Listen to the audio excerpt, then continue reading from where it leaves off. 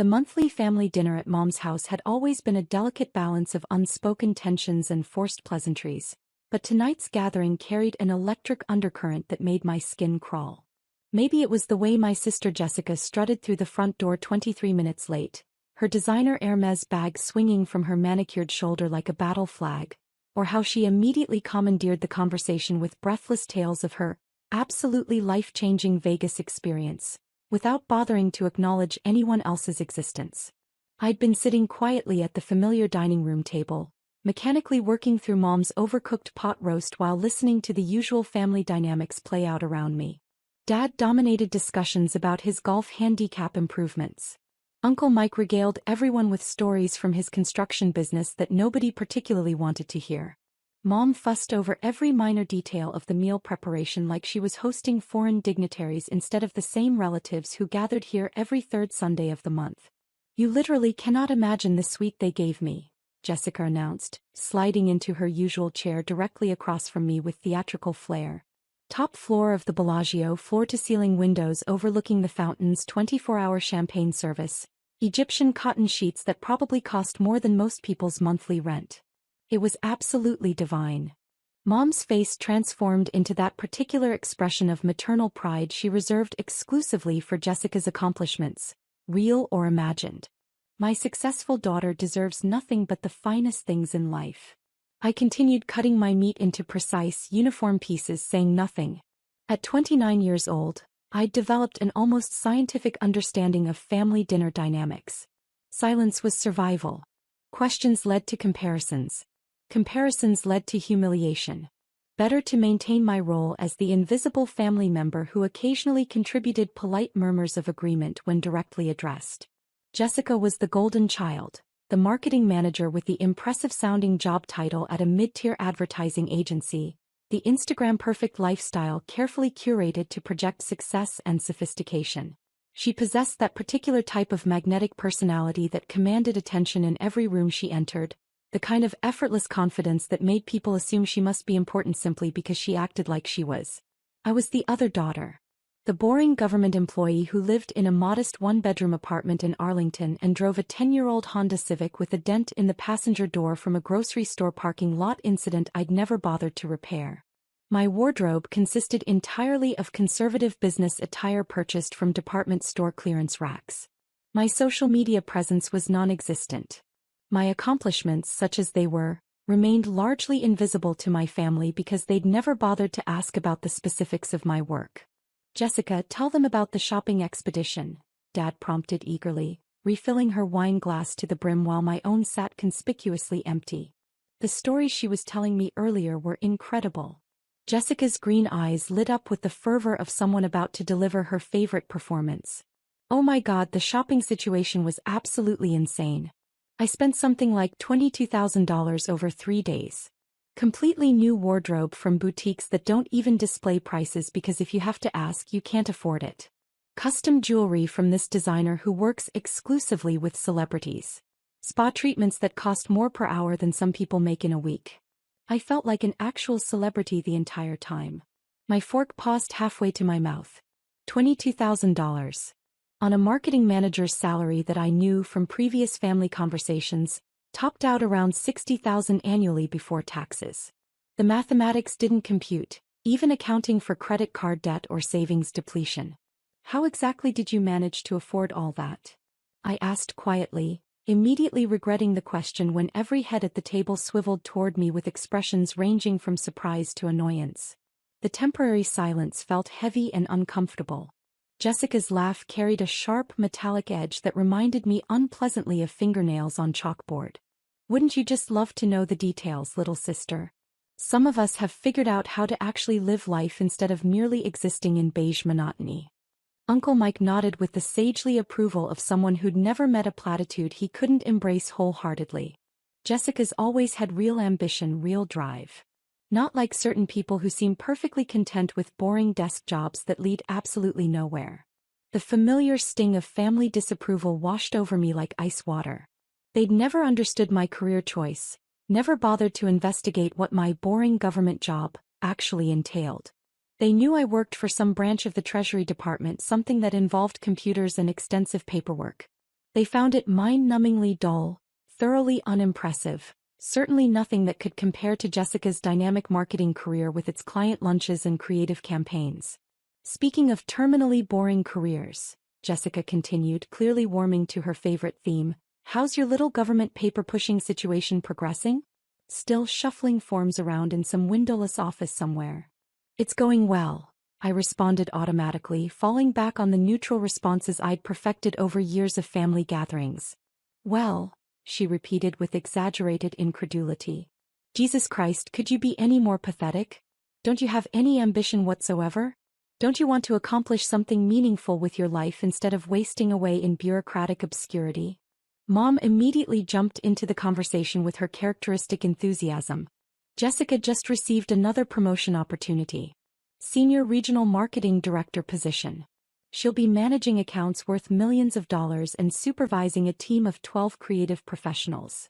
Jessica preened under the attention like a peacock displaying its plumage.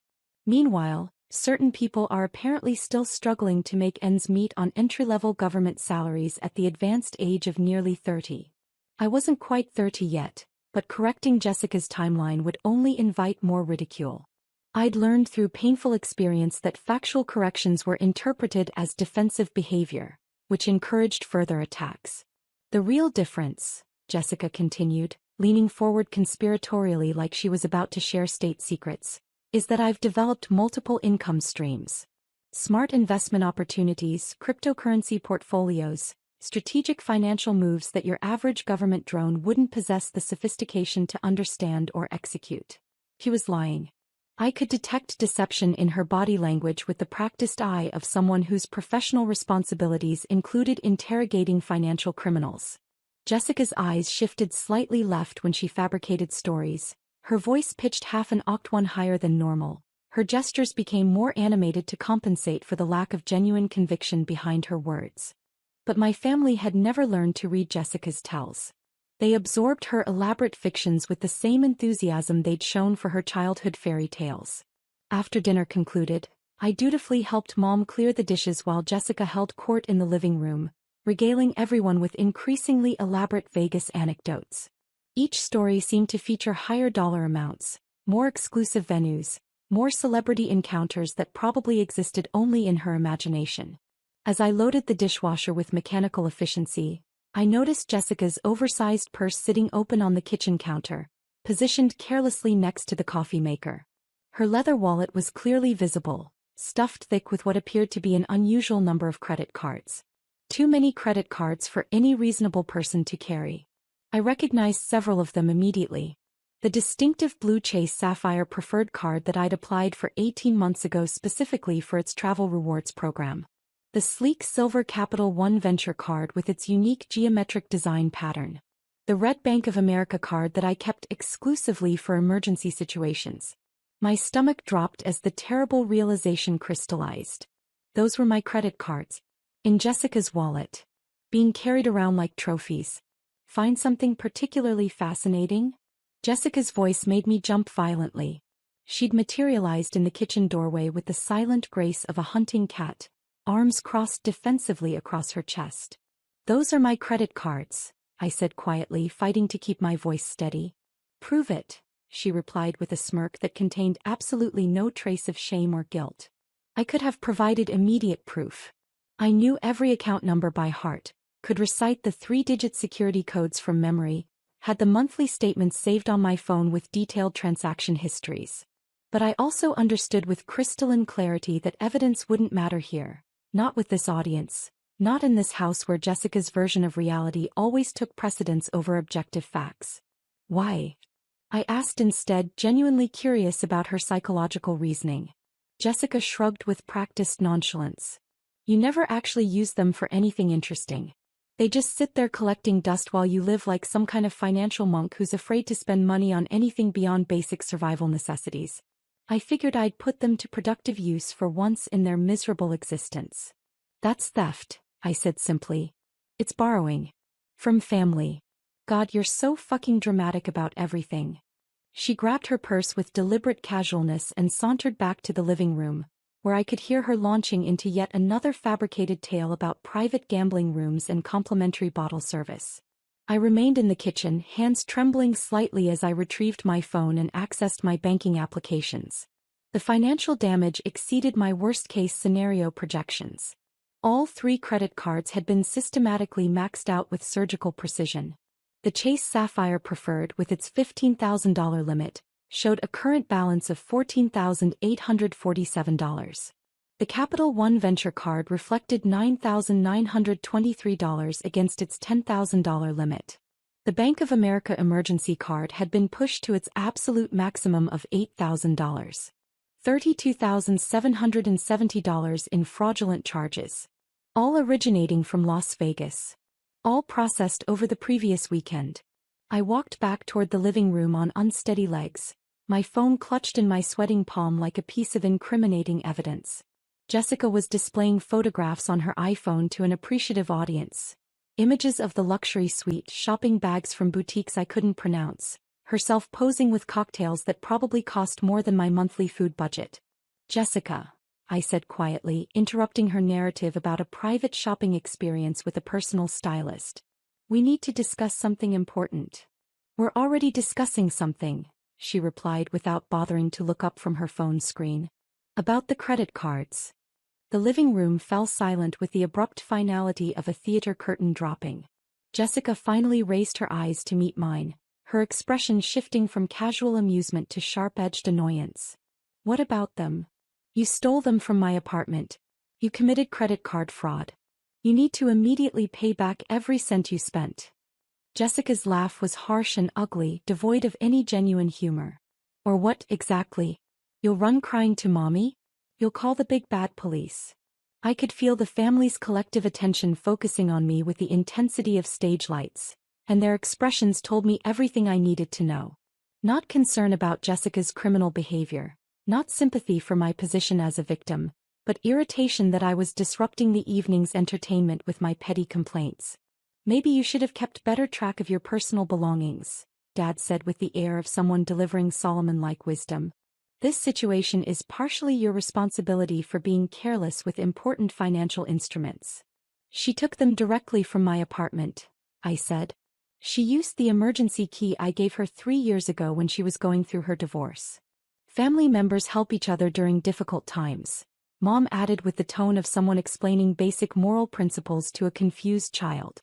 "Jessica will obviously reimburse you when her financial situation stabilizes." "With what money?" I asked. "She just spent $32,000 that she doesn't possess." Jessica stood up abruptly, her face flushed with wine and righteous indignation. "You want to know what your real problem is? You're pathologically jealous. You're consumed with bitter jealousy because I know how to embrace life while you just exist in your pathetic little gray world of rules and limitations." The room murmured collective agreement. Uncle Mike nodded with the gravity of someone who'd just witnessed profound truth being spoken. Aunt Linda made sympathetic clucking noises about the tremendous stress of Jessica's demanding career. $32,000, I repeated, as if the specific number might somehow penetrate their willful blindness. "I maxed out your cards in Vegas," Jessica laughed triumphantly, pulling the crumpled receipts from her purse and waving them above her head like battle flags. "What's a broke loser gonna do?" The family erupted in spontaneous applause. Dad raised his wine glass in an impromptu toast to Jessica's boldness. Mom clapped her hands together with genuine delight at her daughter's spirited defiance of conventional limitations. I looked around the room at these people who were theoretically bound to me by blood, who were supposed to love and protect me, who should have been outraged by what had been done to me. Instead, they were celebrating my victimization, cheering for the person who had robbed me, treating financial crimes like entertaining dinner conversation. I said calmly, "I'll file the report." The laughter continued unabated. They interpreted my statement as an empty threat, the desperate bluffing of someone who lacked any real power or authority. Jessica wiped tears of mirth from her carefully made-up eyes. "File whatever pathetic paperwork makes you feel better," she said dismissively. "Who's going to believe your sad little story? Who's going to care about some nobody government drone claiming her successful sister stole her credit cards?" I didn't respond to her taunts. I gathered my coat and purse, said goodbye to absolutely no one, and drove through the darkness back to my modest apartment in Arlington. Once there, I sat at my small kitchen table with my laptop computer and began composing a detailed report that would change everything. What my family didn't know, what they'd never bothered to inquire about despite 6 years of employment, was the precise nature of my boring government job. They understood that I worked for the Treasury Department in some capacity, but they'd never asked which specific division. They knew my daily routine involved extensive computer work, but they'd never questioned what exactly I was investigating. I was a senior criminal investigator for the Financial Crimes Enforcement Network, commonly known as FinCEN. For the past 6 years I'd been tracking money laundering operations, bank fraud schemes, credit card fraud rings, and sophisticated financial crimes that crossed state and federal jurisdictional boundaries. My specialty was following digital money trails through complex international networks, identifying patterns that revealed criminal enterprises, and building prosecutable cases against financial criminals who thought they were untouchable. Jessica had just committed multiple federal felonies against a federal law enforcement officer whose specific expertise involved prosecuting exactly these types of crimes. The incident report took me nearly 3 hours to complete with the thoroughness it demanded. I documented every relevant detail: the theft of the physical credit cards from my apartment using Jessica's retained emergency key, the precise dates and amounts of each fraudulent transaction, the admissions of guilt she'd made in front of multiple witnesses, her refusal to provide restitution, her explicit acknowledgement that the charges were unauthorized. I attached comprehensive supporting documentation: screenshots of my banking records showing the fraudulent charges, photographs of the receipts she'd displayed as trophies, a detailed timeline of criminal activity, witness contact information for everyone who'd been present during her confessions. By Monday morning at 8:47 a.m., the case had been officially assigned to a specialized team of federal agents who handled financial crimes against federal employees. Not local police officers who might be persuaded to treat this as a family dispute. Not state investigators with limited resources. Federal agents with unlimited jurisdiction and the authority to make arrests anywhere in the United States. Jessica's Las Vegas spending spree had crossed multiple state lines, involved numerous financial institutions headquartered in different states, and violated several federal banking regulations simultaneously. The charges would include credit card fraud, identity theft, conspiracy to commit fraud, theft from a federal employee, and interstate transportation of stolen financial instruments. The investigation proceeded with the mechanical efficiency of a well-oiled machine. Jessica had been remarkably sloppy in her criminal methodology, leaving a paper trail that a first-year forensic student could follow. She'd used the stolen cards at dozens of Las Vegas establishments, always signing her own name instead of attempting to forge my signature, never making any effort to conceal her identity or disguise her activities. Her confidence in her own invulnerability had made her careless. My immediate supervisor, Deputy Director Martinez, called me Tuesday morning at 9:15 a.m. "This case is obviously personal," he said without preamble. It wasn't a question that required an answer. "It's also unambiguously criminal," I replied. "Do you want to recuse yourself from the investigation? Let another agent handle the prosecution." I considered the option for approximately 5 seconds. "No, sir. I can maintain complete professional objectivity. This situation is going to become extremely complicated when your family realizes who you actually are." He was absolutely correct.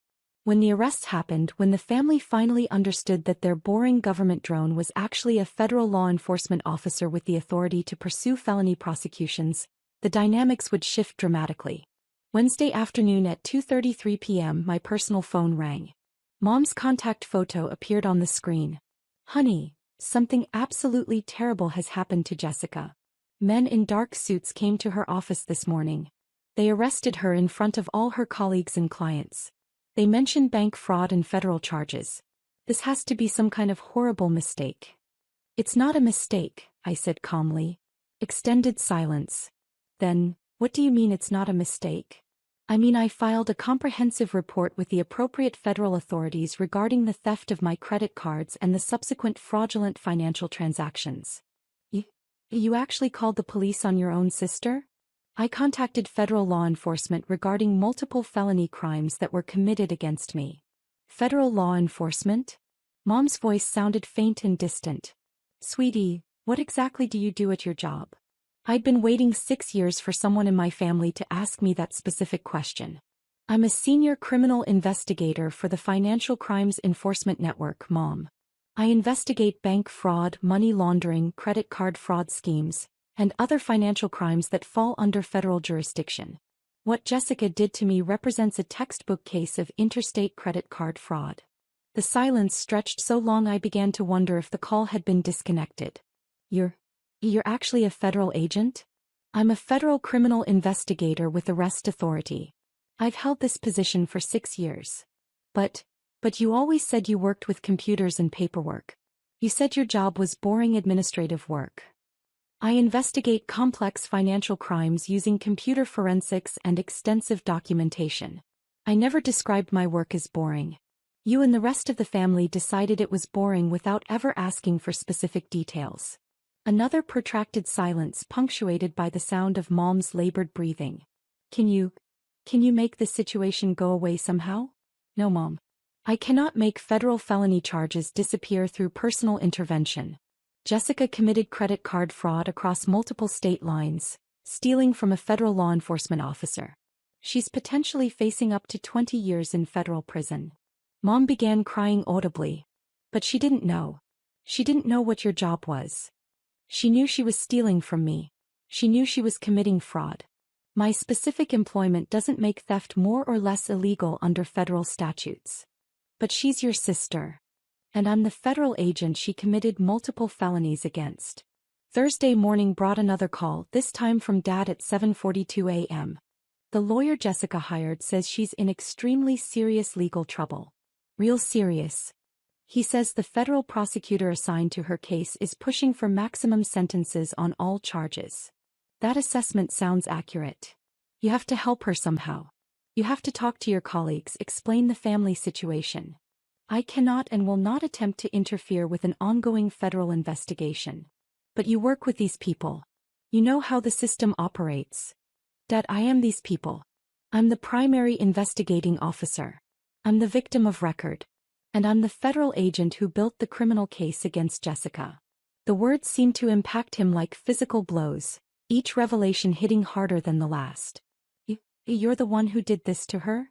She did this to herself when she chose to steal $32,000 from me. She was planning to pay you back eventually. With what money? She doesn't possess $32,000. She was never going to provide restitution. She made a mistake. People make mistakes. Federal felonies aren't mistakes, Dad. They're conscious criminal choices with serious legal consequences. Friday evening brought the emergency family intervention. They assembled at my apartment like a tribunal. Mom, Dad, Uncle Mike, Aunt Linda, my younger cousin Trevor, who usually avoided family drama with religious devotion, and even my grandmother who'd driven 3 hours specifically for this confrontation. We need to have a serious conversation, Mom announced when I opened the door, her tone suggesting I was about to receive a lecture on moral obligations and family loyalty. I let them file into my small living room, prepared coffee for everyone who wanted it, and settled into my reading chair to wait for the inevitable arguments. You have to find a way to drop these charges, Dad began without preamble. Jessica made some poor decisions, but she doesn't deserve to spend decades in federal prison. I cannot drop federal charges. That authority doesn't exist within my jurisdiction. You're being vindictive and cruel, Uncle Mike accused with the righteousness of someone who'd never been robbed by a family member. You're using your government position to punish Jessica for being more successful than you. I'm enforcing federal law without regard to personal relationships. She's family. Mom pleaded with genuine desperation. You don't send family members to prison over money. You don't steal from family members either, I replied. And this isn't simply about money. It's about multiple federal felonies. So you're choosing your career over your own family? Aunt Linda asked with obvious disgust. I'm choosing legal justice over criminal behavior. The arguments continued for nearly 3 hours. They pleaded with increasing desperation, threatened social ostracism, attempted emotional manipulation, and delivered guilt trips with professional skill. They accused me of jealousy, vindictiveness, cold-hearted ambition, and betrayal of fundamental family values. They painted Jessica as the unfortunate victim of my petty revenge fantasies and bureaucratic power abuse. Not once during the entire confrontation did anyone acknowledge that Jessica had committed serious crimes against me. Not once did anyone suggest that Jessica bore primary responsibility for her own criminal actions. Not once did anyone express concern for how I felt about being robbed by my own sister. The local news stations are calling about interviews, Trevor said quietly. He was the only family member who hadn't actively attacked my character. They want to do a story about the federal agent who prosecuted her own sister. Everyone stared at me with accusation and horror in their eyes, as if I'd somehow orchestrated media attention for personal aggrandizement. This publicity is going to destroy our family's reputation in the community, Mom said with obvious anguish. People will think we're a family of criminals. Jessica is a criminal, I said. She committed multiple federal felonies that are documented with overwhelming evidence. Because of your vindictive prosecution. Dad exploded with rage. If you hadn't pressed charges, none of this nightmare would be happening. If Jessica hadn't stolen from me, none of this would have been necessary. The trial was scheduled for 3.5 months later. Jessica's defense attorney, a competent criminal lawyer named Robert Kim, attempted every possible legal strategy. He argued that Jessica had believed she possessed implied permission to use the cards. He suggested that family financial disputes shouldn't involve federal law enforcement. He claimed that I was abusing my official position for personal vengeance. He portrayed Jessica as the victim of an overzealous prosecutor who couldn't separate professional duties from family grievances. None of these arguments could overcome the physical evidence. Credit card transaction records showing unauthorized use across multiple states. Surveillance footage from Las Vegas casinos and retail establishments clearly showing Jessica making purchases with my stolen cards. Witness testimony from the family dinner where Jessica had openly admitted to the theft and refused to provide restitution. Her own receipts, which she'd preserved as souvenirs of her criminal spree.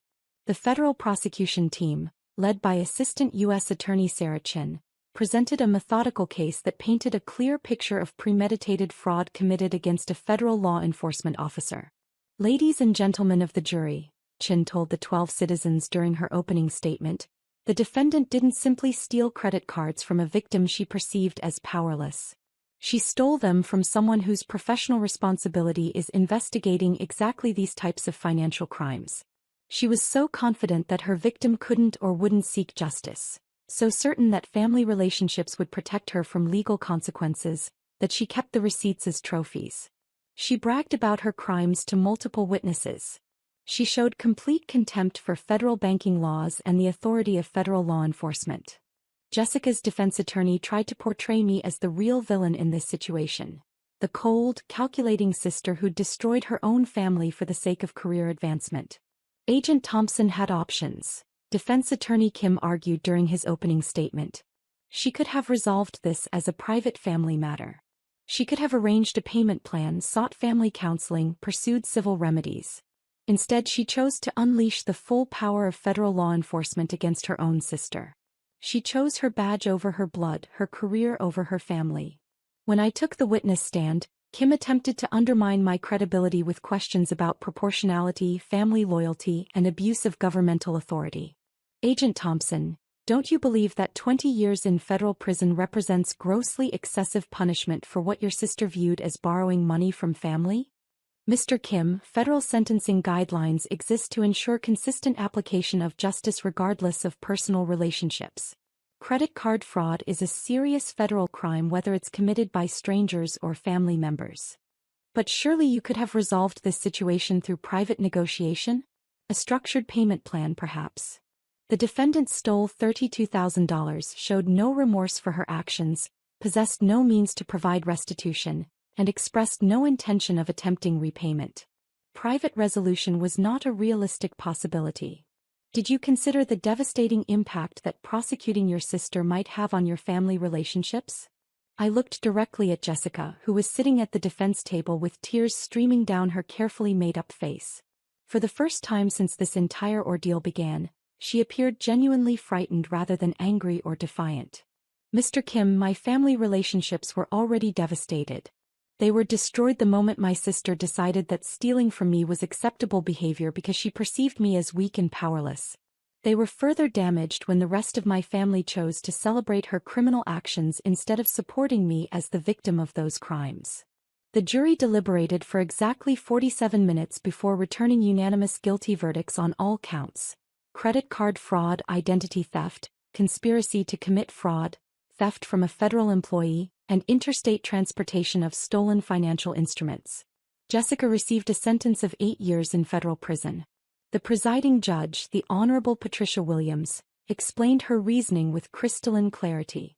"Ms. Thompson, your crimes were not committed from desperation, financial necessity, or mental incapacitation.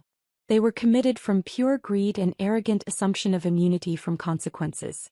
You stole from your own sister, someone who had trusted you with access to her home and personal belongings. You showed no remorse, no acknowledgement of wrongdoing, and no intention of providing restitution. Most significantly, you committed these federal crimes against a law enforcement officer, demonstrating complete disregard for federal authority and the rule of law. This sentence reflects both the seriousness of your criminal choices and the need to deter others who might believe family relationships exempt them from legal accountability." The family's reaction was entirely predictable. At Jessica's sentencing hearing, Mom stood up and screamed at me across the federal courtroom. "She was your sister. How could you destroy your own sister like this?" I wanted to scream back, "How could she rob her own sister?" But I maintained the professional composure that had served me throughout my career in federal law enforcement. After the sentencing concluded, I returned to my apartment and poured myself a generous glass of wine. My phone had been ringing constantly throughout the day. Reporters seeking quotes, family members delivering ultimatums, co-workers offering support or asking procedural questions. I ignored every call and sat quietly in my living room, reflecting on the previous 8 months of legal proceedings. I didn't feel vindicated or satisfied by the outcome. I felt tired, sad, and emotionally drained. I'd lost my family connections, but I'd preserved my integrity and professional ethics. I'd enforced federal law without favoritism, but at enormous personal cost. My supervisor called that evening at 9:47 p.m. "How are you holding up after today, Thompson?" "I'm managing adequately, sir." "No, you're not managing adequately. Nobody could handle this situation without significant emotional impact. I'm ordering you to take accumulated vacation time." "That's not a request. I'd prefer to maintain my normal work schedule." "I know you would prefer that. Which is exactly why I'm making this mandatory. Take 3 weeks minimum. Go somewhere restful. Let the media attention dissipate. That's a direct order." I took 3 weeks and drove alone to the Smoky Mountains of Tennessee.